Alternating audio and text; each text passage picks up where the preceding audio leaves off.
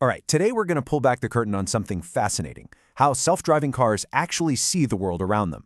But, more importantly, we're going to explore how innovators, maybe someone like you, can protect their brilliant ideas in what has to be one of the most competitive tech races on the entire planet. So, let's start with a question that sounds simple, but is actually incredibly complex. How on earth does a machine tell the difference between just a wet road and a dangerous patch of black ice? Well, the answer lies in this amazing suite of technologies that act as the car's senses, constantly, and I mean constantly, interpreting the world around it. So, before we could even talk about patenting these ideas, we first have to get our heads around the technology that makes it all possible. Let's start with the basics. How a self-driving car actually sees the road. Okay, so at its heart, an autonomous vehicle has a sensory toolkit that would honestly make a superhero jealous. You've got Lidar, which is like its eyes for depth perception, shooting out laser pulses to build this incredibly detailed 3D map. Then there's radar, which is kind of like its sixth sense, detecting the speed and direction of everything moving around it. And of course, you've got cameras, right? The eyes that read road signs, see traffic lights, and spot lane markings. And all of this is anchored by GPS and detailed mapping data, which gives the car its rock-solid sense of where it is in the world. But here's where the real magic happens. None of these sensors are working alone. The secret sauce, the thing that makes it all work, is something called sensor fusion. This is where these really advanced algorithms take all the data from the LiDAR, the radar, the cameras, the GPS, and fuse it all together into one single unified picture of the world, in real time. It's basically the brain that unites all the senses. So, let's say you've done it. You've come up with a revolutionary new way for a car to sense the world. That's amazing. Now, for the really hard part, protecting that idea.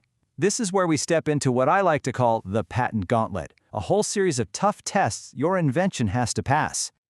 To actually get a patent, your invention has to clear 4 huge hurdles. Think of them as the gatekeepers of innovation. Your idea has to be new, it has to be a real inventive leap, it's got to be useful in the real world, and it needs to be a genuine step forward. So let's break each of those down. First up, novelty. Now this seems pretty straightforward, but it's a massive hurdle. Is your invention truly new? It can't have been talked about publicly, anywhere in the world, before you file that patent. This is where a deep, deep search for prior art, that's all the existing tech, patents, academic papers, you name it, is absolutely crucial. Next up, non-obviousness. This one's a little trickier. Your invention can't just be, say, gluing 2 existing ideas together.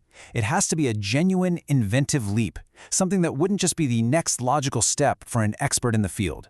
You have to prove that your solution is a real departure from how things are normally done. And finally, you have these 2 hurdles that kind of go hand in hand: industrial application and technical advancement. Put simply, your invention has to have a practical, real-world use, and it must be a significant improvement over what's already out there. See, it's not enough for your idea to be clever. It has to be both useful and truly innovative. And this brings us to a super important point. Once you've cleared those hurdles, it all comes down to how you write the patent application itself. Your claims have to be incredibly precise. They are literally the legal fences that define your invention, and if that language is vague, you could leave your brilliant idea wide open and unprotected. Okay, so now let's zoom in on the autonomous vehicle industry itself, because getting a patent here isn't just some legal process. No way. It's a high-stakes race in a landscape that's changing by the minute. The AV space is just this perfect storm of challenges for innovators. The technology is moving at an exponential rate, the field is absolutely packed with brilliant people all chasing the same breakthroughs, and the legal rulebook, well, it's still being written as we go. And this comparison chart really just lays it all out, doesn't it? It shows exactly why the old rules of patenting just don't really apply here. In traditional industries, change is slow. It's incremental. The legal stuff is pretty well defined. But in the world of self-driving cars, we're talking exponential change, fierce competition, and a legal framework that's basically a moving target. This is why just a standard, by-the-book approach to patenting is almost guaranteed to fail. So, faced with all that, how do you win? How do you actually protect your innovation and carve out your spot in the future of transportation? Well, the good news is there's a proven playbook for success. Let's walk through the 3 key steps. The path to getting a strong patent in this field isn't a checklist. It's more like a continuous journey. It all starts with really deep research. It grows through collaboration, and it's sustained by a relentless commitment to always be innovating. Okay, your first move, and this is non-negotiable, is that deep, thorough search of all the existing technology. And this isn't just about ticking the novelty box. It's about truly understanding the landscape, finding the gaps, and using that knowledge to sharpen your own invention. You might find out that while your main idea is new, a tiny piece of it has been patented. Knowing that lets you tweak your design and your patent claims to make your application that much stronger. Second, and this is a big one, don't try to go it alone. The most successful innovators in this space know how powerful collaboration is. Partnering up with universities, with research groups, it brings in fresh perspectives and so often leads to those truly groundbreaking technologies that have a much better shot at clearing that tricky non-obviousness hurdle we talked about. And finally, you have to remember that the race doesn't end when you file your first patent. In a field moving this fast, you've got to commit to a cycle of constant innovation. By always improving your tech and filing for new patents on those improvements, you're not just protecting one idea.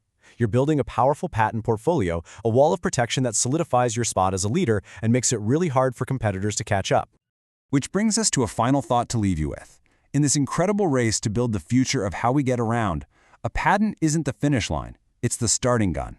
It's the signal that the real work of nonstop innovation, of collaboration, of strategic protection has really just begun.